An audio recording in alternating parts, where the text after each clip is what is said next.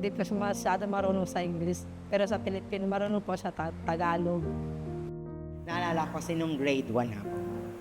Katulad din ako sa mga batang yan. Hindi marunong magbasa. Talagang malaking epekto sa bata, hindi sila makasabay.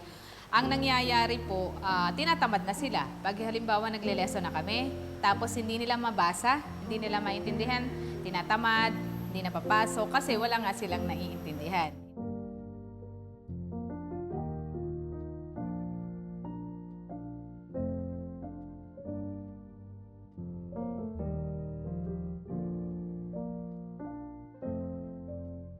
Ako po si Emangel Ingabor. Ako ay nagtuturo sa ikatlong baitang. Ako po ay hinassign sa aming principal para maging remedial teacher po. Again, jar. Again, again, again, again. Very good.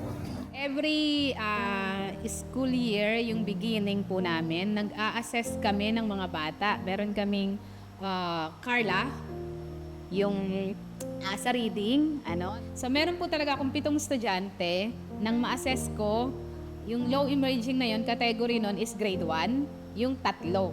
Na pag sinabing grade 1 kasi, letter reader lang siya, hindi pa nakaka-recognize ng sound. Nare-recognize niya yung letter pero hindi niya ma-sound. Yung iba naman talaga, hindi niya kaya pang sabihin ko anong letter. Yung pangalawang group sa low emerging naman po, yung grade 2 to 3. Doon naman po, nare-recognize nila yung level ma'am, ay yung letter ma'am, nasa sound nila, pero hindi talaga sila nakakabuo ng buong word. Which is dapat dahil grade 3 na sila, makaka-read na sila ng sentence or phrase. For example, yung exam. Kawawa yung bata kapag hindi siya marunong magbasa. Kasi nahuhuli ko talaga siya.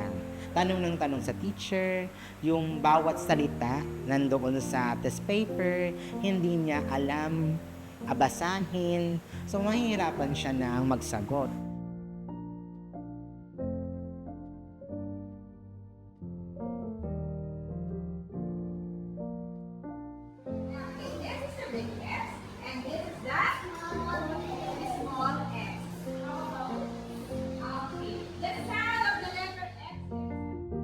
Sinabi po ni ma'am po, nung card day po, na isasali niya daw po si Andre para po dito po sa summer class, sa reading.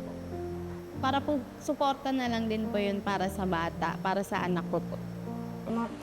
Masaya po ako kasi nakakasama siya para matuto po siya magbasa, magsulat, ganun po. Marunong po siya magbasa. Minsan, sa English po, hindi po masyado.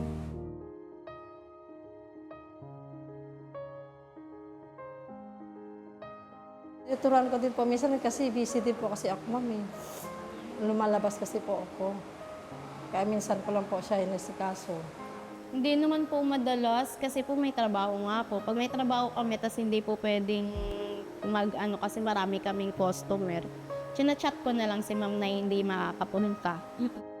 Para maka-help din, namin mga magulang, tinitrain din namin yung mga magulang. Nagkaroon pa kami minsan ng instance na yung magulang mismo talaga is hindi rin makabasa.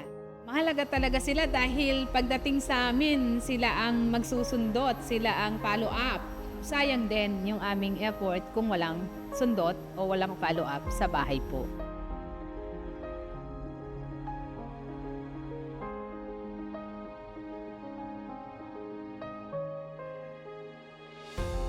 Kung may trabaho man sila, pagdating sa bahay, bigyan nila ng time yung mga anak nila, magtanong sila sa mga teacher kung ano yung mga problema. Para po kung sakaling may problema sa bata, malaman po agad-agad. Kailangan din po siya makapagtapos para sa kanila lang din po para sa kinabukasan nila. Yan lang po yung bigay ko sa kanila, yung makapagtapos sila pag-aaral.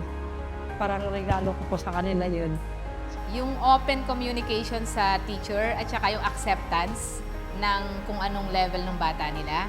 Pag willing silang tanggapin na yung sinabi namin na ganito po, magtulungan po tayo dahil yung anak niyo po is nandito sa level na to. Tulungan niyo po ako, tulungan niyo namin din kayo, pagtulungan natin para ang bata niyo is maging reader. kailangan po natin silang suportahan para po sila ay maging katulad ng ibang mag-aaral na maging independent reader. Yun po yung goal natin bilang teacher or sa programang ito po sa LRT. Yun po yung goal po natin na maging independent reader po sila.